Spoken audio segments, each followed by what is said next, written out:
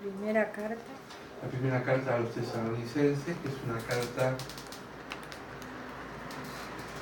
que el apóstol Pablo en algunos párrafos subraya la venida del Señor, la segunda venida. La primera ya vino. La segunda venida que tiene que ver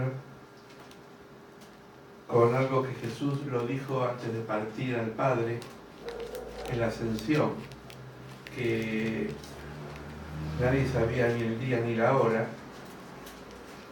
por eso nadie tiene que especular en base a fechas, porque nadie sabe cuándo. Sí hay signos. Jesús decía en Mateo 24, que es un mensaje apocalíptico, que en los últimos tiempos va a haber muchos terremotos, guerras, rumores de guerras, enfrentamientos de naciones contra naciones, y una serie de situaciones críticas, como un cataclismo a nivel nacional, mundial, perdón. Entonces cuando empiece eso, son dolores de parto, pero dolores de parto ya no de una parturienta, sino de una humanidad que está por dar a luz a una esperanza, que es la venida de Jesús. Vamos al capítulo 5 de Primera de Tesalonicenses. Si lo encontraron, vamos a leerlo juntos. Vamos a partir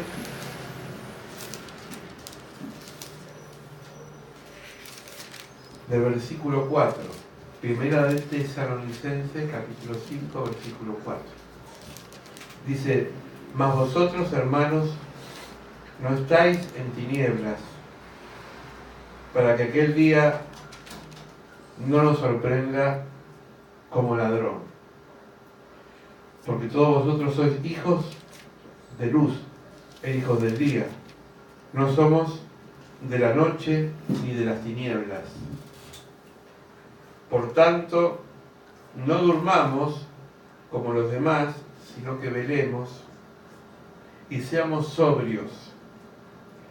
Pues los que duermen, de noche duermen, y los que se embriagan, de noche se embriagan.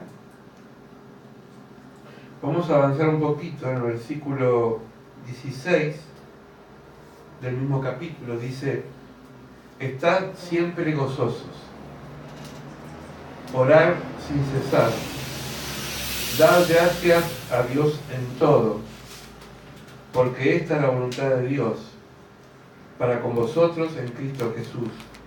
No apaguéis el espíritu, no menospreciéis las profecías, examinar todo y retener lo bueno. Absteneos de toda especie de mal, y el mismo Dios de paz os santifique por completo a todos vosotros, a todo vuestro ser, espíritu, alma y cuerpo, y sea guardado irreprensible para la venida del Señor.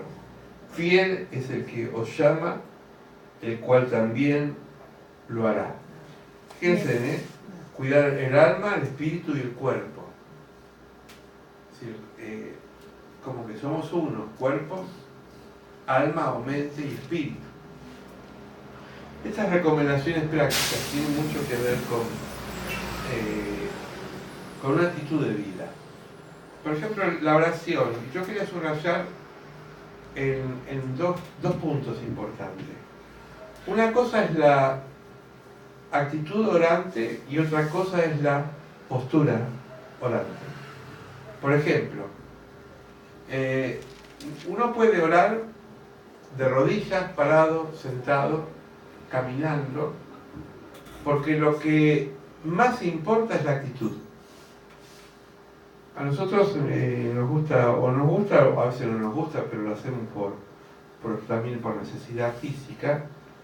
Estamos creando el hábito con mi esposa de a las tardes caminar alrededor de la plaza. ¿Vieron la plaza esa que está acá? ¿No? Y cuando caminamos, charlamos. Es decir, estamos caminando, pero al mismo tiempo estamos dialogando. Pero también cuando comemos, nos sentamos y dialogamos. Por ahí estamos haciendo tareas de la casa y estamos charlando. Es decir, uno puede modificar la escena, pero lo que no cambia es el diálogo. ¿Me van siguiendo? Amén. Con la oración es igual. Por eso yo decía que una cosa es la actitud orante y otra cosa es la postura de oración. Uno puede estar orando con Dios sentado, parado, arrodillado, o puede estar haciendo una tarea, puede caminar y puede dialogar con el Señor. Puede a veces intercambiar miradas, como usted cuando cambia la mirada con alguien que ya lo conoce. Vieron que a veces en las miradas dicen muchos, un gesto, una actitud. Y esa comunicación que va más allá de las palabras hacen que uno desarrolle un hábito de percepción. La percepción tiene que ver con el enfoque. Por ejemplo, yo no puedo decir tengo percepción de frío cuando hace frío. Porque si hace frío, hace frío. Hace calor. Llueve o está soleado, no son percepciones, son realidades. Pero si uno tiene, por ejemplo, una temperatura en el cuerpo, hay personas que con un clima más o menos como el de hoy transpira. Y cuando viene el calor, el verano, ¿cómo sufre? ¿No? Esas no son percepciones, son diferentes expresiones que el cuerpo tiene de manifestarse. ¿Me siguen? Amén. Pero hay percepciones que son subjetivas, que tienen que ver con cómo yo percibo las cosas. Por eso es muy importante y vamos a encontrar muchas veces pasajes que tienen que ver con la actitud de oración más que la postura de oración. Jesús dice, por ejemplo, en Mateo 6:6, cierra la puerta, entra en un cuarto y ora al Padre. No dice que ores en rodilla, o que ores parado, o que ores sentado. Ora al Padre. Es decir, la puerta es ¿cómo lo puedo decir? Es como el cierre hacia el mundo exterior, a solas con Dios. Pero también puedo yo estar en medio de la gente, viajando en el colectivo, y puedo cerrar la puerta en ese momento porque mi actitud me lleva a tener una relación con Dios. Por eso es importante crear un hábito de una actitud de oración. Cuando dice orar siempre, uno dice, pero que yo tengo que estar todo el día sentado o arrodillado orando siempre. No. La actitud es lo que hace que yo ore permanentemente. Puedo estar caminando, puedo estar charlando. Por eso ponía el ejemplo de la caminata. Uno puede caminar con alguien, está haciendo un ejercicio, pero está dialogando. Uno puede estar vendiendo, puede estar comprando, puede estar haciendo un trabajo manual y puede estar orando con Dios. Estar gozosos. El gozo, hay una frase en la Biblia muy linda que dice, el gozo del Señor es mi fortaleza. El gozo no es la alegría externa que uno expresa con carcajadas. Uno puede tener gozo y sin embargo no hace falta que lo manifieste por fuera, porque el gozo es interno. Por ejemplo, los que estudian o los que investigan sobre los movimientos del mar dicen que cuando hay corrientes marinas fuertes dentro del mar, puede ser que las olas de la superficie estén calmas, pero por dentro hay todo un movimiento muy fuerte. Yo puedo estar calmo por fuera, pero gozoso por dentro, porque el gozo me produce lo que sería una estabilidad emocional. No es tranquilidad. Hay gente que piensa que estar tranquilo es estar quieto, pero a veces podemos estar en movimiento y podemos tener un gozo tremendo. Es más, podemos tener momentos de crisis, momentos de prueba, pero el gozo está. porque el gozo no viene de afuera hacia adentro, sino que es de adentro hacia afuera. Y lo produce la gracia de Dios. Dad gracia en todo. Otro punto que acá dice Pablo. Siempre hablamos nosotros en casa que un corazón agradecido es un corazón que Dios bendice. Amén. La falta de gratitud demuestra la falta de amor hacia el otro. Por ejemplo, a veces hablamos que cuando uno cobija a alguien en la casa de paso, vieron que la Biblia dice que a veces tenemos que ser hospedadores y hospedamos a personas, pueden ser familiares, pueden ser amigos, pueden ser personas extrañas, pero a veces nos ha pasado en la vida que le dimos un plato a alguien o le dimos una mano a alguien o contactamos con alguien que necesitaba, por ejemplo, un trabajo y después nunca más supimos de esa persona, ni siquiera nos dijeron gracias. Y uno dice, qué pena, porque no es uno el que se siente mal, sino que en el fondo uno está sembrando lo que después va a cosechar. Por eso es importante ser agradecido en todo y dar gracias. Gracias por esta mano que me das, gracias por este nexo que hiciste en mi vida, gracias por el trabajo y sobre todo gracias a Dios. Ser agradecidos es un corazón que Dios siempre bendice. Porque la gratitud es reconocer que el otro hizo algo por uno. En la parábola, no es una parábola. Hay un pasaje que Jesús dice que sanó a 10 leprosos, pero uno solo volvió a él y le dio gracias. Y Jesús se apenó, dijo, ¿cómo eran 10? Uno solo vino a darme gracias. Fíjense en que el corazón del Señor es un corazón sensible. Por eso después dice seguido, no apaguéis el Espíritu Santo. ¿Cómo lo apagamos al Espíritu Santo? El Espíritu de Dios está en nosotros, ¿verdad? Amén. Jesús está sentado a la diestra del Padre, pero en nosotros fue vertido el Espíritu Santo. Y cuando no somos agradecidos, cuando no lo reconocemos a Dios en todas las cosas, el Espíritu Santo se apaga. Así como cuando Dios hecho carne en Jesucristo se puso triste cuando 9 no le agradecieron. Por eso dice la palabra, reconocelo a Dios en todos tus caminos. Cuando vas a cobrar el cheque o el cajero del banco, decís, Señor, gracias por lo que sea poquito, pero tengo. Amén. Gracias porque me levanto, gracias porque me acuesto, gracias porque como, gracias porque tengo un techo alquilado propio, tengo un techo. Dad gracias en todo. Y esto hace que mi relación con Dios sea fluida. Y por último dice, examinar todo y retener lo bueno. Esto tiene que ver con que nosotros, los cristianos, tenemos que tener discernimiento, examinar todo y retener aquellas cosas que nos edifican. Por ejemplo, ¿cuáles son las diferentes vías comunicantes que tenemos hoy en día? A ver, ¿cómo nos enteramos nosotros de lo que pasa en el mundo? ¿Por un vecino? ¿No? ¿Por una red social? ¿Por el televisor?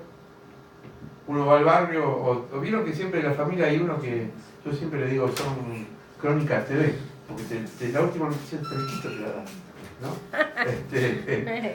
Y a veces hay gente que le gusta, tiene ese don de transmitir. No me gusta decir chismosos, pero se adelantan a decirnos cosas. Y uno por la experiencia tiene que examinar todo y retener lo bueno y no casarse con todo lo que viene. Porque enseguida somos prestos a oír, pero tenemos que ser también rápidos en discernir. Porque si nos vamos a llevar por todos los comentarios, vamos muertos. Entonces Pablo dice, examinar todo y retener lo bueno. Aquello que a mí me edifica, lo voy a retener. Aquello que a mí no me edifica, no lo voy a retener. ¿Qué quiere decir? ¿Hablaron mal de vos? ¿Te enteraste por tercero que te dijeron algo? Bueno, problema de ellos, no es mi problema. Si alguien me comunica algo de alguien que no está, yo siempre digo, háblalo con esa persona. Porque la descomposición de las palabras produce enfermedad, ¿sabían ustedes? A veces cuando las palabras no son bien dadas, el receptor que somos nosotros, enseguida nos enfermamos. Por eso Pablo dice, sean astutos, sean abiertos, examinen todo, pero retengan aquellas cosas que les edifican. Jesús dice en el Evangelio que al hombre lo contamina y a la mujer no lo que entra, sino lo que sale. Pero yo me pregunto, lo que sale en un momento entró. Si yo como comida que no es sana, va a salir, la voy a evacuar, pero va a quedar en mi cuerpo restos, nutrientes que me van a enfermar. Si yo como comida sana, mi cuerpo va a evacuar lo que no necesita, pero va a retener aquellas cosas que me van a fortalecer. Lo mismo tiene que ver con las cosas que yo escucho. Si yo estoy en un ambiente que permanentemente dice malas palabras, es muy fácil que yo me pegue. Vieron que hay personas que le cuesta, o en la iglesia me voy a cuidar, pero después en la calle son una letrina. ¿Y saben por qué? Porque uno enseguida se contagia de lo que escucha. Pero no solamente con palabras malas, sino con palabras ociosas. Dice Jesús que en los últimos tiempos seremos juzgados por todas las palabras ociosas. Es decir, todo lo que hablamos por demás. Dice Proverbios, vale más 2 o 3 palabras sabias que 1000 palabras sin sentidos. Proverbios también dice, no te mezcles mucho con el necio, porque el necio lo único que te va a dar es necedad. Está con el sabio y vas a aprender sabiduría. Mi papá siempre le decía cuando yo era chico, juntate con amigos más grandes que vos, que sean sabios y que te enseñen cosas de la vida. Y a mí eso me gustó siempre, porque uno aprende de aquellos que ya han vivido. Hay personas que tienen vocación de maestras de jardín infante, siempre tienen amigos más chiquitos. En el fondo quizás porque quieren sentirse superiores. Yo puedo amar al más chico, pero no voy a aprender del más chico, voy a aprender que tienes. Dice la Biblia que las canas es la corona de la sabiduría. Yo por eso me las digo. Algunos se las tienen, ¿no? Pero las canas vienen, aunque las tratemos están. Pero es ¿por qué? Porque es lo que hemos vivido.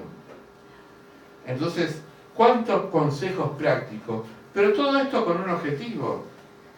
Porque el Señor va a venir como un ladrón en la noche. Es decir, la venida del Señor va a ser rápida. Y cuando estemos frente a Él, nos va a decir, José Luis, qué tonto que fuiste.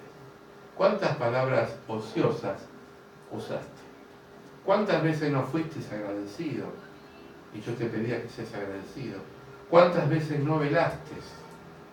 Sino que te dormiste. Acá yo uso una imagen que la acabamos de leer, que dice que los hijos de la luz están despiertos. Dice el versículo 6, por lo tanto, no durmamos como los demás. Acá se refiere no al sueño natural, porque todos necesitamos dormir. Algunos duermen 6 horas, otros 8, otros duermen la mitad del día. Si el día tiene 24, duermen 12. Pero no habla del dormir físico, habla de estar despiertos. De estar despiertos. ¿Saben que, cómo le dicen a la prensa? Siempre le han dicho, el cuarto poder. Porque la comunicación de la prensa, puede ser la prensa escrita, la prensa televisiva, todo lo que es el periodismo, todo lo que comunica, tiene un poder de convicción. Estamos permanentemente bombardeados de propaganda. Es tremendo la cantidad de propaganda que estamos consumiendo. desde un buen yogur, que no es tan bueno, desde unas buenas zapatillas, que son muy caras, hasta propagandas mucho más fuertes. Y entran. Todo eso que entra, de alguna forma, produce en nosotros un efecto. Cuando yo estudiaba publicidad, me acuerdo que me decía mi profesor, que si uno va por un auto o por un colectivo en una carretera, en una tarde de verano con mucho calor, y ve muchas propagandas, esos afiches de bebidas frías que se derraman ahí, pueden ser alcohólicas o no alcohólicas, dice que produce una sed, porque es subliminal el mensaje. O vos estás escuchando la radio y sentís, y se destapa algo, y cae ahí, y qué ganas de tomar algo así, ¿no? Porque es un mensaje que entra en el inconsciente y uno quiere enseguida consumirlo. O cuando va a yo cuando voy a una panadería y veo unas tortas, ay. O cuando voy a la quesería, que soy amante del queso, veo esos quesos colgados, digo, ay, me los comería todo. Ahora no puedo, me tengo que restringir por la sal. Pero todo entra por la vista. ¿Se acuerdan que el pecado de origen de Adán y Eva, cuando vieron el fruto, los primeros sentidos que se sentaron fueron los ojos? O vos no te agarra antojo, ahora que estás embarazada. Ves una factura, algo, y quiero. Y por ahí son las 2 de la mañana y, Mario, quiero esto. Pobre Mario. ¿No? Bueno, es parte de los antojos. ¿Por qué? Porque empieza a despertar en nosotros algo que está dormido, que es el deseo. Por eso dice, sed sobrios, no durmáis. Pero esto no tiene que ver con la comida, va más allá de eso. Tiene que ver con que la sobriedad, ¿saben qué es? Es el equilibrio. No es el estado de no alcohol. Porque uno dice, el borracho, lo contrario a la borrachera, que es la sobriedad. Pero acá tiene que ver con una sobriedad mucho más profunda, que es ser una persona sobria en todas las cosas. Porque hay gente que por ahí no toma, pero son compulsivos en comprar cosas. No conoce a esa persona que compra por comprar y después no saben qué hacer con lo que compra. O no saben administrar la casa porque gastan y ¿dónde se me fue la plata? Sobrios en todo. La sobriedad tiene que ver con la austeridad también. ¿Cuántas veces hay cosas que no las necesitamos y sin embargo las compramos? La sobriedad tiene que ver con las relaciones. Las relaciones, dice la palabra, las malas relaciones corrompen las buenas costumbres. ¿Cuánta gente sana se corrompe por las malas relaciones? Ser sobrios. Ser sobrios. A mí siempre me gustó, gracias a Dios siempre he tenido amigos sobrios. Quiere decir que nunca se pasaron de rosca. Fueron sanos. Y uno cuando crece en un ambiente sano, es como que es un ambiente que tiene buena red. Hoy hay muchos jóvenes que no tienen una red de contención, porque están a la deriva, los vemos en las calles, los vemos perdido el tiempo. Yo a veces veo jóvenes y digo, están horas sentados y no hacen nada, porque no están contenidos. Qué bueno como cristianos podamos contenernos, podemos apoyarnos, podemos fortalecernos en el Señor. Por eso son consejos prácticos, pero tienen mucho que ver con el estado que estamos nosotros viviendo.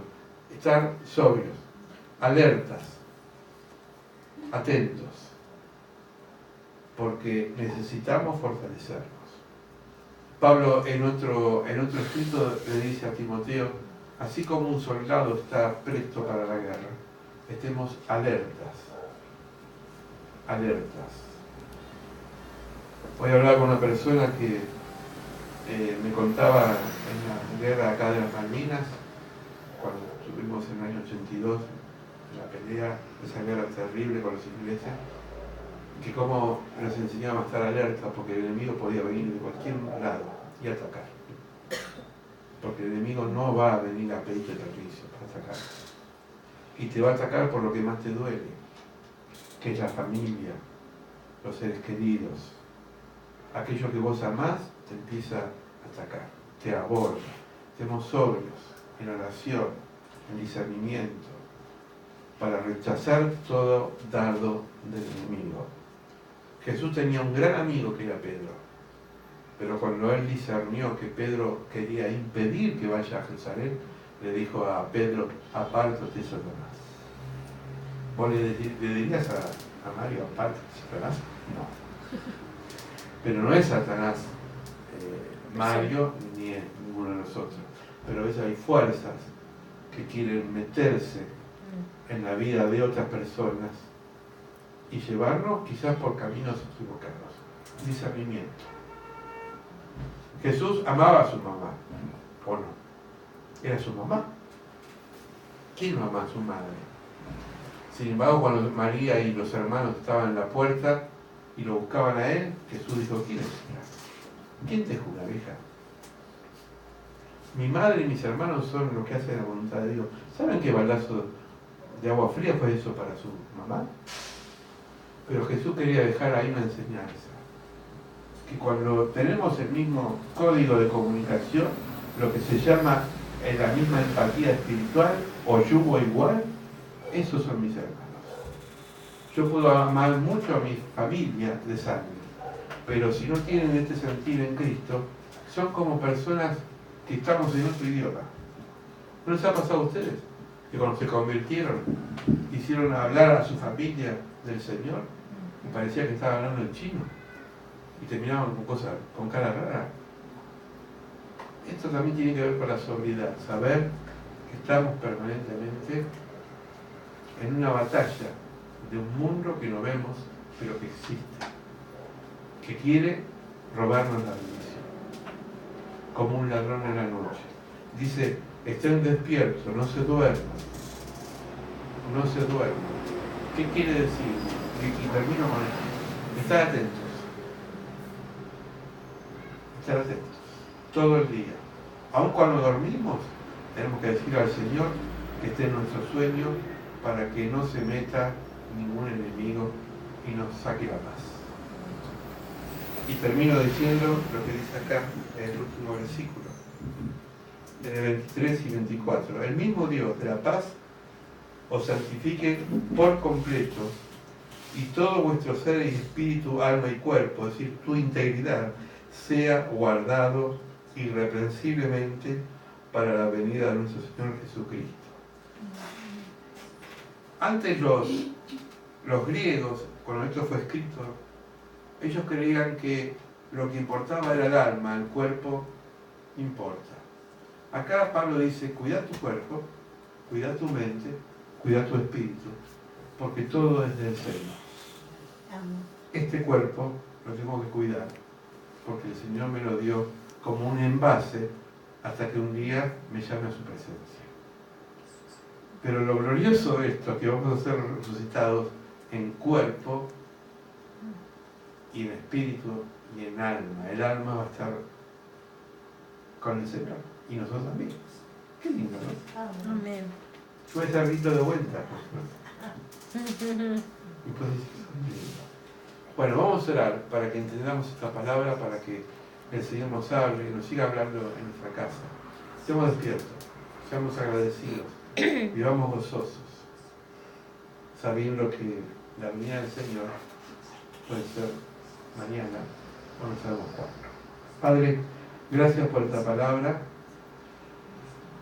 que nos alienta a estar despiertos, a ser agradecidos, a nunca olvidarnos de dónde nos sacaste, a siempre saber que todo lo que tenemos, por más pequeño que sea, te lo debemos a ti, Señor. Amén. Gracias por esta palabra que nos edifica, nos alienta, nos fortalece, sabiendo, Señor, que estamos en la tierra con un propósito. Por eso bien decía Pablo a los hermanos de Tesalónica: están con nosotros siempre, en una actitud de oración, día y noche, buscando la voluntad de Dios.